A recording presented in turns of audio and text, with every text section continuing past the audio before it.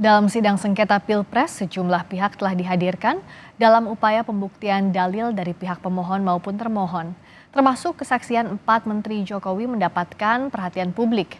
5 April 2024, Menteri Koordinator Bidang Pembangunan Manusia dan Kebudayaan Muhadjir Effendi, Menteri Koordinator Bidang Perekonomian Erlangga Hartarto, Menteri Keuangan Sri Mulyani Indrawati, dan Menteri Sosial Tri Risma hari ini memberikan keterangan di sidang sengketa hasil Pilpres 2024. Menurut Ketua MK, Suhartoyo, para Menteri Jokowi dipanggil karena Mahkamah Konstitusi menganggap kesaksian keempatnya penting.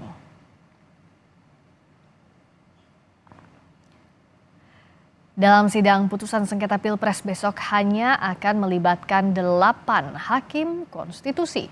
Hakim konstitusi Anwar Usman tidak terlibat dalam penanganan perkara setelah dinyatakan melanggar etik oleh Majelis Kehormatan MK.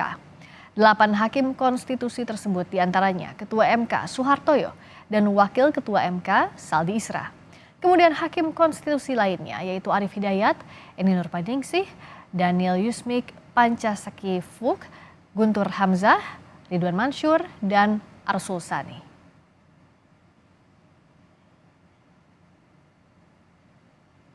Sebelum membacakan putusan 8 hakim Mahkamah Konstitusi, menggelar rapat permusyawaratan hakim atau RPH dari 16 April sampai Minggu 21 April 2024. Bila musyawarah tak menemui hasil, maka hakim akan lanjut ke mekanisme voting.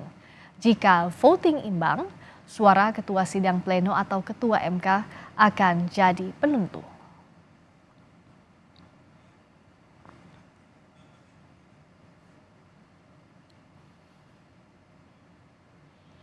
Mahkamah Konstitusi Senin besok menggelar sidang pembacaan putusan sengketa hasil pemilu presiden.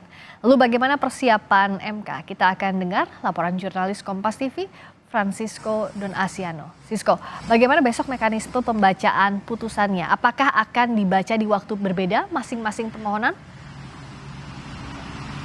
Baik, selamat malam Friska dan juga saudara. Ini akan dibacakan secara bersamaan untuk permohonan yang akan nanti disampaikan dalam putusan sengketa PHPU Pilpres 2024. Tentunya ini yang memang dinantikan rencananya kurang dari 24 jam lagi, bahkan Friska dan juga saudara, ataupun juga pada pukul 9 pagi esok untuk pembacaan putusan tersebut.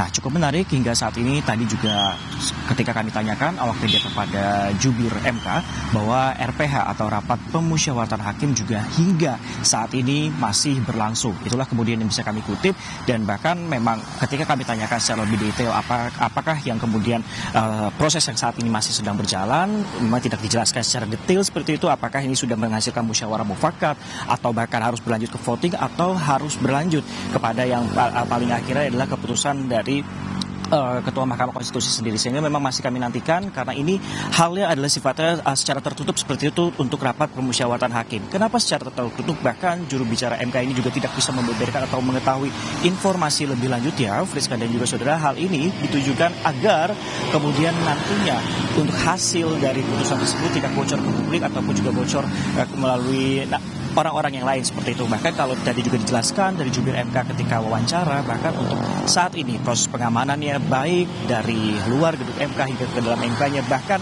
untuk di ruang pemusyawaratan hakim ataupun juga RPH tersebut, Friska dan juga saudara, ini dijaga ketat dan juga dibatasi.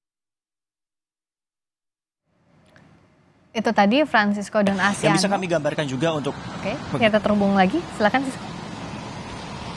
Ya, begitu juga untuk pengetatan sendiri tidak hanya di dalam lingkungan Mahkamah Konstitusi saja, Friska dan juga saudara, namun di bagian luarnya juga akan diperketat. Nah, kalau dari pihak kepolisian bahkan untuk akses masuknya juga sudah dijaga seperti itu oleh pihak kepolisian. Nantinya setidaknya nanti untuk esok hari ada 3.600 personel kepolisian yang akan disiagakan untuk menjaga apabila kemudian ditemukan adanya eskalasi ataupun juga unjuk rasa di sekitar kawasan Medan Merdeka. Nantinya untuk arus lalu lintas ataupun rekayasa lalu lintas ini akan berjalan secara situasional, melihat pada eskalasi kalau kita berkaca pada beberapa hari lalu juga terjadi unjuk rasa, ada penutupan jalan di Medan Merdeka Barat. Friska.